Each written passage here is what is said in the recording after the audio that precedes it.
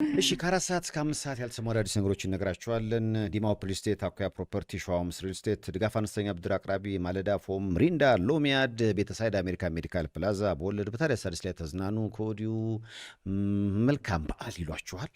የመጀመሪያ ወሬያችን እንግዲህ ተወዳጁ ድምፃዊ ኢሳያስ ታምራት ከክብር ዶክተር ጥላሁን ገሰሰ ቤተሰቦች ተቃውሞ ገጥሞታል። ምክንያቱም ምንድን ነው የሚለውን እናያለን።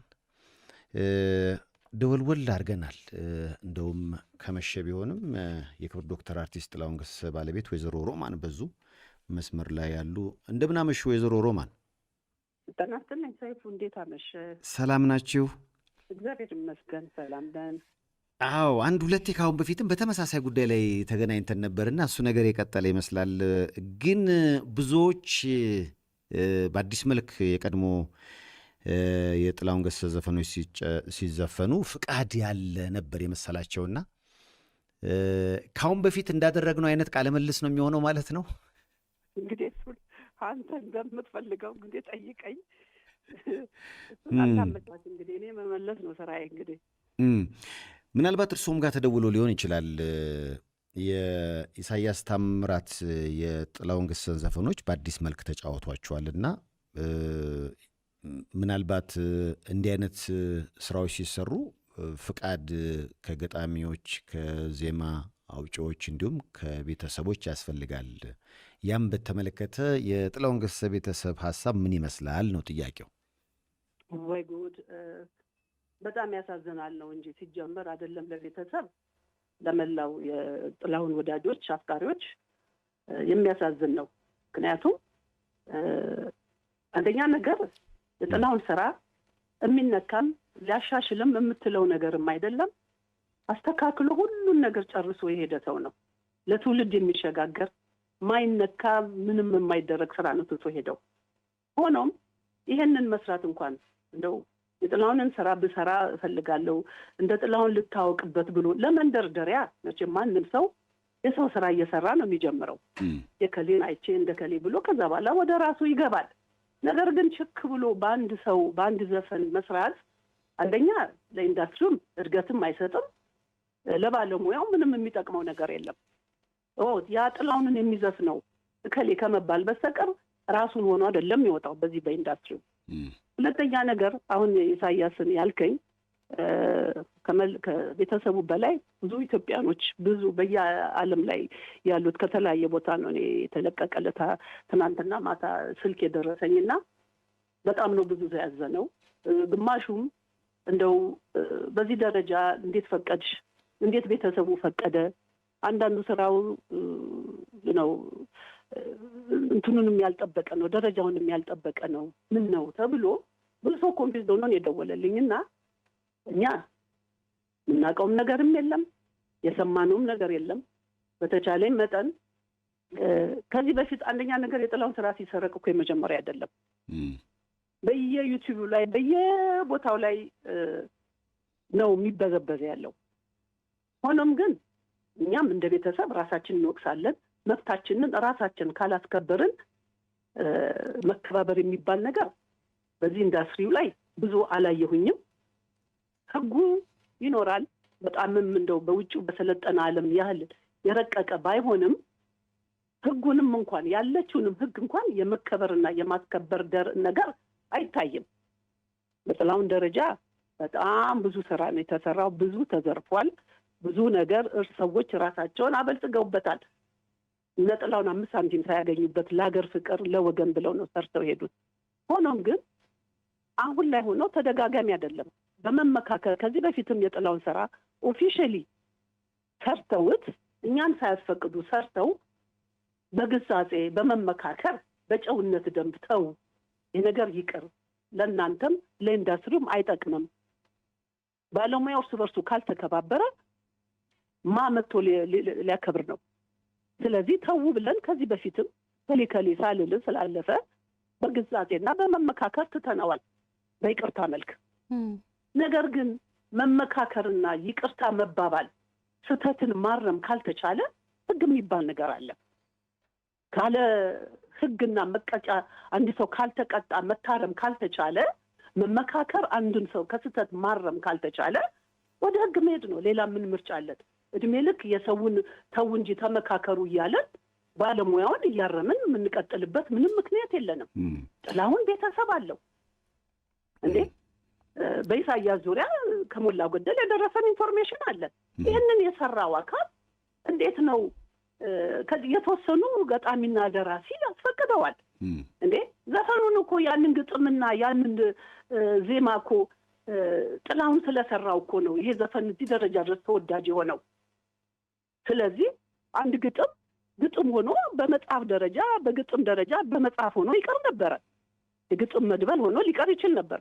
ዘፈን ዓለም ኢትዮጵያውን ጆሮ ውስጥ ድረስ ደርሶ እስከዚህ ለትውልድ እንዲሸጋገር ያደረሰው የጥላሁን ድምፅ ነው። ስለዚህ ጥላሁን መከበር አለበት። በዛ ላይ ደግሞ ከበስተጀርባ እኔ አሁንም በጣም የማዝነው ገጣሚም ደራሲም አንድ ላይ በህብረት ለትናንሽ ብር ብሎ ግጥሙን ሸጡ የአንዱን መብት ለሌላው ሳይከበር የኔ መብት ብቻ ይከበር ብሎ መሄድም ያም ራሱ እርስ በርስ በሙያ ውስጥ ያሉ ሰዎችን አለመከባበርን ነው የሚያሳየው። እና ይህንን የሰሩ ሰዎች ምን አስበው ነው? ምንስ ከበስተጀርባ ቢተማመኑ ነው? ህጉ ምንም አይለንም ነው? ቤተሰቡ ምንም አይለንም ነው? ለእኔ በጣም እንቆቅልሽ ነው። ስለዚህ ሰይፉ በጣም ነው ያዘንነው። የምናውቀውም ነገር የለም፣ መጥቶም ያነጋገረን የለም። ተደጋገመ። እስከ መቼ ነው ባለሙያዎቹን? እኛ አራሚ አይደለንም። ባለሙያው ለራሱ ሲል አሁን ይሄን የሰራው ልጅ የጥላሁን ስራ ሲሰሩ ራሳቸውን እንደማይሆኑ እየገመቱ ራሳቸውንም እኮ ነው አንደኛ ነገር የሚበድሉት። የጥላሁን ስራ ነው የተሰራው። ጥላሁን ማንም ሰራው አልሰራው ሰርቶ ጨርሶ ሄዷል። ጥላሁን እከሌ ስለሰራው አዲስ እውቅና የሚያመጡት ነገር የለም። ለጥላሁንም አይጠቅሙትም፣ ለራሳቸውንም አይጠቅሙትም። የጥላሁን ስራ ሰራ ነው እንጂ ኢሳያስ እየተባለ ምን ያህል ደረጃ ሄዳል? የራሱ ዘፈን እከሌ አሁን የጥላሁን የሰራው ልጅ የራሱ ስራ ሌላ ባለሙያው ቢሰራበት ደስ ይለዋል? አይለውም። መግበኔና ራስ መከባበርን ራስን በራስ ካላከበር የራሳቸው ሙያ ነው ይሄ። ለምንድን ነው የሚነካካው? ሲጀመር የጥላሁን ነገር መንደርደሪያ ያርጉት። አልበም ድረስ እያወጣ በአልበም ደረጃ ድረስ መቸርቸር ማለት ያውን ፈቃድ ሳታገኝ ማለት ትልቅ ነውር ነው። በጣም የጥላሁንን ክብር መንካት ነው እንዴ። ቤተሰብ አለው። ምናልባት ምን አይነት ምልህን የለበይ በጣም ለኔ እንቆቅልሽ ነው። እንዳይበቃም እንዴ እስከ መቼ ነው ጥላሁን እንደዚህ የሚበዘበዘው? በህይወቱም በሙያው ለሀገርና ለህዝብ ከማገልገል ውጪ ገንዘብ አትርፎበት አይደለም፣ ሀብታም ሆኖበት አይደለም ጥላሁን ያረፈው። ዳር ድንበር ድረስ ደሙን እያፈሰሰ ለድፍን ለኢትዮጵያ ዳር ድንበር ድረስ የሰራው እኮ ለሀገር ፍቅር ለህይወት ለህዝብ ፍቅር ብሎ ነው እንጂ ሳንቲም አትርፎበት አይደለም። ጥላሁን ሳንቲም ሳይኖረው ህዝቤ ሀብቴ ህዝቤ ነው ብሎ ያረፈ ሰው ነው። ለምን ይነካኩታል? ለምን አይተውትም? እንዳስልን ከፈለጉ ዘፋን መሆን ከፈለጉ በራሳቸው መሄድ ነው እንጂ እከሌ ታዋቂ ስለሆነ በግድ የሱን ዘፈን ስለተዘፈነ እንደ ጥላሁን እኮ መሆን አይቻልም። የጥላሁን ዘፈን አንድ አርቲስት ስለዘፈነ ጥላሁንም መሆን አይችልም። ጥላሁንም ወደፊት በራሱ ሙያ እንደ ጥላሁን ደረጃ ላይ ሊደርስ ይችላል። ጥላሁንም 10 ጊዜ ጥላሁን ዘፈን ስለዘፈነ ጥላሁንን መሆን አይቻልም። ስለዚህ ህግ ለምን አይከበርም? ባለሙያው ስለምን አይከበርም? ለምን አይተውትም? ወደ ራሳቸው ስራ ለምን አይገቡም? በየክለቡ ይሰራል። በየክለቡ ሚሊዮን ሆነውበታል። ህጉ ስላልፈቀደ ነው ይሄ ሁሉ የሚሰራው። የውጭውን ዓለም እኮ ህግ እናውቃለን። በውጭው ዓለም ያዘፈነው ሬዲዮ እኮ እስከ መዘጋት እስከ መከሰስ ይደርሳል። አይደለም የሰራው አርቲስት ቀርቶና የባለሙያው አከባበር ህግ እንዴት እንደሚከበር በውጭ ዓለም እስከ መቼ ነው እኛ ሁሉ ጊዜ በዚህ በህግ በማክበር ወደኋላ እየቀረን እንደዚህ መካሰስ እንደዚህ ሁሉ ጊዜ እየተጨቃጨቀን መፍትሄ ተነካ ምናምን እየተባባለ በጣም አሳፋሪ ነው። እና አሁንም እስከ መጨረሻ ድረስ እኛ ይህንን ነገር እንሄድበታለን። አርመናል። የመጀመሪያ አይደለም። እኔ እስቲ ቆይ ታዳጊ ናቸው ኦኬ ብለን በአደባባይ ሲዲ አውጥተው በጥላሁን ስራ ገንዘብ የሰሩ ሰዎች አሉ። ካለፈ በኋላ ነው የምንሰማው። በወቅቱ አይነግሩንም። ከተነቀባቸው በኋላ መጥተው ይለሰልሳሉ። እሺ ይቅርታ በዚህ ወጥቶ በዚህ ይባላል። ለምን ከመሰራቱ በፊት እንፍቀድም እንከልክልም? አክብረው መጥተው ጥላሁንን ማክበር ነው። ቤተሰቡ ጋር መምጣት ማለት ባለሙያው ጥላሁን ነው። ጥላሁን ደግሞ ቤተሰብ አለው ከበስተጀርባው እና መከባበር ካልተቻለ በማናለብኝነት ከሆነና የኛ ራካችሁ ተው ጥላሁንን አትንኩት እንከባበር ብለን መክረን አደባባይ ወጥቶ ወደ ህግ መሄድ ከሆነ የሚያርማቸው ወደ ህግ መሄድ ብቻ ነው ያለን አማራጭ። ከዚህ በኋላ ማንንም አንታገስም። ከዚህ በኋላ ማንንም ስንመክር እንደተፈለገ ገንዘብ እየሰሩ እነሱ እየበለጸጉበት የጥላሁን ስም የገንዘብ ይሹ አይደለም። አሁን እኛ ገንዘብ እናገኝ አይደለም። ጥላሁን ራሱም አልተጠቀመበትም። የደከመበት እድሜ ልኩን የለፋበትን ሙያ የትም አልደረሰበትም። ለሀገር ስለሚያስቀድም ለሙያው ፍቅር ስላለው ለኢትዮጵያ ህዝብ ፍቅር ስላለው ብቻ ምንም ሳንቲም ሳያገኝ ያለፈ ነው። እኛ በሱ ገንዘብ አሁን እንበልጽግ አይደለም። መጀመሪያ ይከበር እስቲ። ከገንዘብ በላይ ክብር ይበልጣል። ያ ክብሩት እስቲ ተውት። ሙያውን ከፈለጉ ሙያውን ወደው አይደለም እንዴ ዘፋኝነት መሆን የሚፈልጉት? ህግ ካላከበርክና አጠገብ ያለውን የሙያ አጋርን ካላከበርክ እንዴት ነው ኢንዱስትሪ ሊያድግ የሚችለው? በመቀማማት የትም አይደረስም። ህግ የሚባል ነገር አለ። ስለዚህ እኛ አሁን በቅቶናል፣ ይበቃል እስከዛሬ ድረስ የሆነው ነገር። ከዚህ በኋላ ግን ህግ ይለየናል። ህግ የሚባል ነገር አገር ውስጥ አለ። የኮፒራይት መብት በትናንት የሚሻልበት ደረጃ ላይ የደረሰበት ሁኔታ ላይ ነው። በቅርብም አይተነዋል፣ ተከታትለናል። ስለዚህ ህግ ይለየናል። ሰይፉሻ ምን ልል እችላለሁ ከዚህ በላይ? ምናልባት አስፈቅደናል የግጥምና የዜማውን ባለቤቶች ወይም ደግሞ የፈጠራ ሰዎች የሚል ምላሽ ብዙ ጊዜ ያጋጥማልና እሱን በተመለከተ የእርሶ ሀሳብ ምንድን ነው? እዚህ ላይ እንግዲህ እኔ ባለሙያ አይደለሁኝም። ባለሙያ ባልሆንም በጥላሁን ዙሪያ በኮፒራይት ዙሪያ ሄደን የተንቀሳቀስነው ነገር አለ። ምንድን ነው ይህን ያለፈው ጊዜ የሰሩ ሰዎች ልክ አሁን አንተ እንዳልከው ገጣሚም ዜማ ደራሽ ወይ ኮምፖዘር ማስፈቀድ ሙሉ ለሙሉ ፈቃድ ያላቸው የመሰላቸው ህጉንም በአግባብ ባለመረዳት በማወቅም ይሁን ባለማወቅ እንደዛ ሲሰራ ነው። ገጣሚም ደራሲ ምልክ ከሌ ስም መጥራት አያስፈልግም። ጥላሁን በህይወት እያለ ዘፈኑ ተሰርቆ እሱም አዝኖ ይሄ ነገር እንዴት ነው ብለን ከአሜሪካን መጥተን ዘፈኑን ሙሉ ሲዲ ተለቆ አርቲስቶቹ ጥላሁንን ሲያገኙ እግሩ ድረስ በርክከው ጋሼኛ አይደለንም እከሌ ገጣሚው ደራሲው እኔ ነኝ ባለቤቱ ጥላሁን ምን አገባው ብሎ ያለኝ አለ ብሎ እኮ ለጥላሁን የተነገረ ነው። በህይወቱ እኮ በመጨረሻ ላይ ይሄን ነገር አይቶታል፣ አዝኗል። እኔ ገንዘብ አይደለም እስቲ እንደው አክብሩኝ ተከባበሩ ብሎ ምክር የሰጣቸው ባለሙያዎች አሉ፣ መጥራት ባያስፈልግም። ስለዚህ አሁንም ህጉን ባለማወቅ ነው እንጂ በእርግጥ አንድ ዘፈን ባለሙያዎቹም ያውቁታል። ያው የኮፒራይት ኢንተሌክቹዋል ፕሮፐርቲ መስሪያ ቤቱ አለ። እያንዳንዱ ባለሙያ ውስጥ የሚተሳተፈውን እዚህ ይህንን መረጃ ሊወቅ ያለ ሰው መስሪያ ቤቱ ክፍት ነው። ማንንም ሄዶ መረዳት የሚችለው ነው። በዛ መልክ ማወቅ ይችላሉ። የአንድ ዘፈን ውጤት ከገጣሚው፣ ከደራሲ፣ ከዜማ አውጪው ያ ሁሉ ባለሙያ እስከ ዘፋኙ ድረስ እያንዳንዱ መብት አለው። አንዱን የአንዱን መብት ቀምቶ እኔ ብቻ ነኝ ማለት አይችልም። የጥላሁን መብቱ የድምፅ መብት አለው። ገጣሚው የግጥም መብት አለው። ኮምፖዘሩም እንሶን እያንዳንዳቸው እዛ ዘፈን ውስጥ የተካተተው በሙሉ ባለሙያ መብት አለው። መብቱን መጠየቅ ይችላል። ነገር ግን ዘፈኑ ኮሌክቲቭሊ ነው። ግጥሙን አንድ ሰው ይዞ ለሌላ ሰው ቢሸጠው ከጥላሁን ድምፅ ውጪ በሌላ አበበ በሚባል ቶታሊ ጥላሁን ከዘፈነው ዜማ ውጪ ግጥሙን ብቻውን መስራት ሊሰጥ ይችል ይሆናል።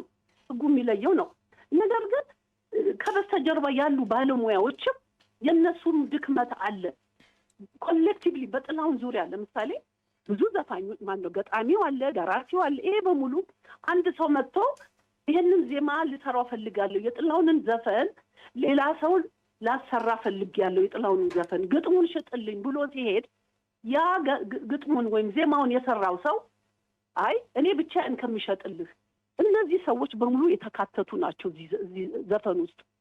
ዘፋኙን ለምሳሌ የጥላሁን መብት መጠበቅ አለበት፣ የዜማው፣ የደራሲው፣ የእነዚህ ሁሉ እዛ ውስጥ የተካተቱት ሰዎችን አካተሃል ወይ ብሎ ኮሌክቲቭሊ መብታቸውን ለማስጠበቅ ካሮጡ ለማትረባ ሳንቲም እያንዳንዱ ግጥም ዘፋኝ እየሸጠ ለብቻው የሚለቅም ከሆነ ይሄ ነው ክፍተት ያመጣው። መተባበር ስለሌላቸው እርስ በራሳቸው ለሌቦቹ ለቀማኞቹ መንገድ የከፈቱት መጀመሪያውኑ ራሳቸው ባለሙያዎች ናቸው። አሁን በዚህ ልጅ ላይ ገጣሚና ደራሲ ከሌባ ልጅም ሄደው አነጋግረው ትንሽ ገንዘብ ሰጥተው ነው ይሄ ልጅ የሰራው። የተወሰኑ ዘብ አግኝተዋል። ገጣሚና ደራሲ ሲሄዱ ዘፋኙ መብት የለውም ማለት ነው ወይ? ህጉን አያውቁም? ህጉን ካላወቁ ለምን እዚህ ኢንዳስትሪ ውስጥ ይገባሉ?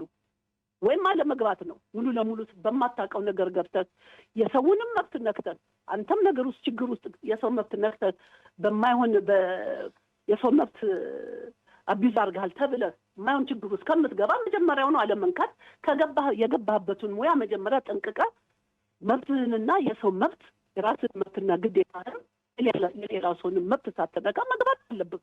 ከገቡ በኋላና ከሆነ በኋላ መፈራገጡ ይቅርታ በሉልኝ ምን ዋጋ አለው? የልብን ሰርቶ ያለውን ያህል ጥላውን የልብን ሰርቶ ይቅርታ በሉኝ ምንድን ነው የሚጠቅመው? ከዚህ በፊት አለን ልባቸውን እየሰሩ ይቅር በሉ አለን፣ ይቅር አለን፣ ግን ሊቆም አልቻለም። ስለዚህ ጥላሁን ደረስና ግጥመት ገጣሚና ደራሲ እስካስፈቀዱ ድረስ ሙሉ ለሙሉ መብት ያላቸውና ዘፋኙ መብት እንደሌለው አድርጎ ነው የሚቆጠረው። ህጉን ሄደው መጀመሪያ ያጣሩ እንደዚህ አይነት ስራ ከመስራት በፊትና የራሳቸውን ህይወት የሌላ ሰውን ህይወት ነካክቶ መብትን እንደዚህ አይነት በወረደ መልክ አደባባይ ለመውጣት ራሱ በጣም አሳፋሪ ነው። እውነቴን ነው መደኔ በጣም ያሳፍራል። በዚህ ደረጃ ላይ ዛሬ በሰለጠነ ዓለም ቴክኖሎጂው በጣም ባደገበት ሰዓት ላይና ተከባብረህ ቴክኖሎጂ ብዙ ነገር መፍትሄና ሶሉሽን በሚሰጥህ ላይ በዚህ ደረጃ ዛሬም ትናንት ኋላ ቀር ነገር ይመስል በዚህ ደረጃ ራሱ ሚዲያ ላይ ወጥቶ መነጋገሩ የእኛን የኢንዳስትሪውን ድክመትና እዚህ ሙያ ላይ የተሳተፈ ምን ያህል ፕሮፌሽናል ነው፣ ምን ያህል ነው ለገንዘብና ለሳንቲም ለቀማ ነው ሙያ ውስጥ የገቡት። ሙያ እኮ ዝም ብለህ ገንዘብ ለቀማ አይደለም። እንደነ ጥላሁን እኮ ቢሆኑ ዛሬ ሚሊዮነር መሆንና ቢሊዮነር መሆን የሚችሉበት ነበረ እንዳጀማመራቸው። ጊዜውም ሁሉም ለሙያ ለሀገር ለህዝብ ፍቅር ክብር የሚሰሩበት ስለሆነ ነው ዛሬ ድረስ ከገንዘብ በላይ ስማቸው ከብሮ ለትውልድ የሚሸጋገር እነ ጥላሁን ትተውለት ሄዱት። ራሱ ባለሙያ እኮ እንደ ጥላሁን ለመሆን ብሎ ነው አይደለም እንደ ጥላሁን ዘፈን እየሰረቁ የሚሰሩት። ምክንያቱም እነ ጥላሁን የሰው ዘፈን እየሰረቁ አይደለም። መንደርደሪያ ማንም ሰው በማንም ዘፈን ሊነሳ ይችላል። ስለዚህ ገጣሚና ደራሲ ከኋላ ማስፈቀድ ማለት እያንዳንዱን በሙሉ እዛው የተካተተውን ሰው መብት እስካላከበሩ ድረስ የተሟላ አይደለም። እንደ ሌብነት ነው የሚቆጠረው። ሙያው የተነካ ሰው እንደኛ መጮሃችን ግድ ይላል። እኔ ደግሞ ገንዘብ ተሰጥቶኛል መብቴን አሳልፌ ሰጥቻለሁ ስለ ጥላሁን ወይም ስለ ዜማውጪው ስለሌላው ባይከበርም አይመለከተኝም ብሎ የተቀመጠ ከበስተጀርባ ገንዘብ ተቀብሎ የተቀመጠ ባለሙያ ካለ በጣም ያሳዝናል። ይሄ ነገር ወደፊትም ቢቀረፍ ጥሩ ነው። በአንድ ዘፈን ውስጥ የተካተቱ ሰዎች አብረው ለመብታቸው ይቆሙ። ተነጣጥሎ ቢቆሙ ማንም ለማንም አይጠቅም። ባይሆን የማይረባ ሳንቲም ተወርውሮላቸው ሊሆን ይችላል። አይ ዶንት ኖ። በገንዘብ ይደራደሩ፣ በነፃ ይልቀቁ። we have no idea። አስፈረምን የተባለውን ነገር ግን ሰምቻለሁ። ወራባው ጥላሁን መብት የለውም አይገባውም ነው። ዘፈኑን እኮ ነፍስ የዘራበት እኮ ጥላሁን ነው። ግጥሙ ብቻውን ወጥቶ አይደለም ሰው እኮ ጆሮ የገባው። ከግጥሙም የበሳልነት አንጻር በላይ ደግሞ የጥላሁን ድምጽ ነው። ጥላሁን የተባለ ጥላሁን የሰራው ስራ ሁሉም ገጣሚና ደራሲ እኮ ጥላሁን ላይ ሲረባረብ የነበረው ጥላሁን እንዴት አድርጎ እንደሚሰራው እነሱ ከሰጡት በላይ ማንም የጥላሁንን መብት ሊጋራ በማይችል መንገድ የተፈጥሮ ቅላጼው እኮ ነው ጥላሁንን እዛ ድረስ ያሰራው እንጂ ግጥምና ወይ ዜማ ብቻውን አይደለም እኮ የወጣው። ራሳቸው ባለሙያዎች የሚናገሩት ነው። እኛ ከሰጠነው በላይ እኛ ካሳመርነው በላይ ራሳቸው ሰርፕራይዝ እስከሚሆኑበት ድረስ ጥላሁን ድምጹን እንዴት አድርጎ ቀያይሮ ያልተመቸው ግጥምም ካለ እንዴት አድርጎ እንደሚሰራው ለእናንተ አልነገሩም። ሰይፉ ልፍን የኢትዮጵያ ሕዝብ የሚያውቀው ነው። እና ይህንን አንጋፋ ሰው ምን አለ ካረፈ በኋላ እንኳን ክብሩን ቢጠብቁለትና ባይነኩት። አሁንም ቢሆን የገንዘብ ይሹ አይደለም። መጀመሪያ ሰው ስታከብር ነው ገንዘብ ይመጣል። ጥላሁን ራሱ ይላል ሙያህን አክብር። እኔ በራሴ በጆሮዬ ነው የምሰማው ባለሙያዎቹን እባክን ይህንን ዘፈን አዳምጥልን እስቲ ይልን ሲሉት እያረመ እያስተካከለ ለሙያው ባለው ፍቅር ግን ሙያችሁን አስከብሩ፣ አስቀድሙ፣ ገንዘብ ጭራ ነው ከኋላ ይከተላችኋል እያለ የሚመክር የሙያው እንደው አይደለም ስንት ሴንቸሪ ሊገኝ የማይችል ከነስብናው ለሙያ ያለው ስብና ሁላችንም የምንረዳውና ሪሊ ሰይፉ በጣም ነው የሚያመው። በተለይ አሁን አንድ ዘፈን አይደለም ኦልሞስት ሙሉ አልበም ሶስት ሰርቀት ትሰራለህ እኮ ሌላ የራሱን ስራ ሰርቶ ሜቢ አንድ ዘፈን ሰርቆ ሊሰራ ይችል ይሆናል። ምን አይነት ድፍረት ነው? ከበስተጀርባ ምን ቢተማመኑ ነው? ምን ኮፒራይቱስ ምን ይለናል ነው? ወይስ ብንከሰስም እኛ ሚሊዮን ብር አግኝተን 100,000 ብር ብንሰጥ ሌላውን 900,000 ብር ኪሳችን እንከታለን? መከሰስ ነው። ሌላ ምን ያመጣሉ ነው? ምንድን ነው ሙያ ውስጥ ያለውም ጠቅላላው ሙያው ኮሆ ነግበኔ ብሎ እያንዳንዱ እዚህ ሙያ ውስጥ የተሰማራ በሙሉ እንዳስሉ መጮህ አለበት። የቤተሰብ አይደለም ከኛ በበለጠ ነገ ጧት እነሱም ላይ ይደርሳል። እያንዳንዱ ጓዳው ቁጭ ብሎ እኔም ገንዘብ አለኝ እኔ ምን አገባኝ ብሎ ጆሮ ዳባ ብሎ መቀመጥ ነገ የእያንዳንዱ ምጣ እንደዚህ የመሰረቅ ደረጃ ላይ ሲደርስ እስኪደርስባቸው መጠበቅ የለባቸው። ለነጥላሁን ያልተኮነ ከዚህ በኋላ ለማንም ወደኋላ የሚመለስ አይደለም። አንዲ ልብነት ከተጀመረ በልበል ነው የሚልህ። ስለዚህ እያንዳንዱ እዚህ ሙያ ውስጥ የተሰማራ እርስ በርስ መከባበርን ጥላሁን አንዳቸው ሲነኩ እንዴ እከሌ ለምንድን ነው የተነካ ብሎ በደሞ መነሳት አለባቸው። እንደውም ወይዘሮ ሮማን ረጅም ጊዜ የቆየ ዝግጅት ስለነበረ ብዙዎቹ አድማጮች የጥላሁንን ቤተሰብ የጋሽ ጥላሁንን ቤተሰብ ያስፈቀዱ ይመስለናል የሚል አስተያየት እየሰጡ ነበረ። ስለሰጡ ሀሳብ ግን በጣም እውነት ነው። ህዝቡ በዚህ ደረጃ አይገምትማ። በዚህ ደረጃ ማን ነው ደፍሮ እንደሚሰራው? በቃ ድሮ በፊት ተሰራ ሌብነቱ ይሄ የኮፒራይት ሲስተሙን በሀገራችን በደንብ ዴቨሎፕ ባላረገበት ሰዓት ላይ በደንብ እንትን ባልነበረ ሰዓት ላይ ሰው አንዱን እየቀማ ተሰራ። በቃ ያ ዘመን አለቀ እንዴ። አሁን በዚህ ዘመን ላይ ማን ይጠብቃል? ቤተሰብ ሳያስፈቅድ እንዲህ አይነት ድፍረት አለው ተብሎ እኔ ስንት ሰው ነው የደወለልኝ ትናንትና ከአሜሪካ ነው ከዩሮፕ ሁሉ እንዴ ምንድን ነው ዩቲዩብ ላይ ሰማን እንዴ ምን ያህል ገንዘብ ከፈለሽ ብሎ ከጠየቀኝ ሰው አለ። ምን ያህል ገንዘብ ነው የተደራደራችሁት? አንደኛ ነገር በወቀሳን ነው። ደረጃውን የጠበቀ ስራ አይደለም የተሰራው። ለምንድን ነው ጥላውን የሚነኩት? ለምን ፈቀድሽ እኮ ያለኝ ሰው አለ። እኔ ገንዘብ ተቀብዬ እንደ ቤተሰብ ፈቅጄ ለማይረባ ገንዘብ ብዬ የፈቀድኩ የመሰለኝ ደረጃ ድረስ አለ። አዎ ለማያውቅ ሰው ልክ ነው። እኛም በማናውቀው ነገር ስማችን እኮ ሊነሳ ነው በዚህ አይነት ላይ በምንም በማናውቀው ልክ ሲለቀቅ ነው እኛም የሰማ ነው። እና ምን አይሮን ነው እስኪ እንግዲህ እኛም በቀጣይ የሚኖሩትን አዳዲስ ነገሮች ቅድምም እንዳሉት ጉዳዩን ወደ ሕግ እንወስደዋለን ብላችኋል። በድምፃዊውም ወገን ደግሞ የሚለውን ምላሽ ለማካተት ጥረት እናደርጋለን። ወይዘሮ ሮማን ከታዲያስ አዲስ ጋር ስላደረጉት ቆይታ ከልብ ነው የማመሰግነው። መልካም አመሻሽ ብያለሁ። አመሰግናለሁ ሰይፉ። አንተም ተቆርቆረ ይሄንን ነገር ልክ ነው። ሚዲያ ማለት ይሄ ነው። እንዲህ አይነት ስህተቶች ሲሰራ ትልቁ እውነቱን ለማውጣት ለምታረገው ጥረት እውነት ነው ሰይፉ። በጣም ነው ማደንቅ። የነገር አሁንም መቀጠል አለበት። እውነት ሆኖ አደባባይ ሲወጣ ነው እንጂ ሰው በየጓዳው በመሰለው እያወራ የማይሆን ትርክታ ይዞ እንዳይሄድ የምታረጉን ጥረት አመሰግናለሁ ሰይፉ። ቴንክ ዩ በጣም እግዚአብሔር ይስጥልኝ። መልካም ምሽት ብለናል። በያላችሁበት ጥሩ ጊዜ ነው የምንመኘው። ቀደም ሲል እንግዲህ ተወዳጁ ድምፃዊ ኢሳያስ ታምራት ከጥላሁን ገሰሰ ቤተሰቦች ተቃውሞ ገጠመው የሚለውን ወሬ ነበር ያቀረብንላችሁ። ወደ በኋላ ላይ እንግዲህ ኢሳያስንም ለማግኘት ጥረት እናደርጋለን።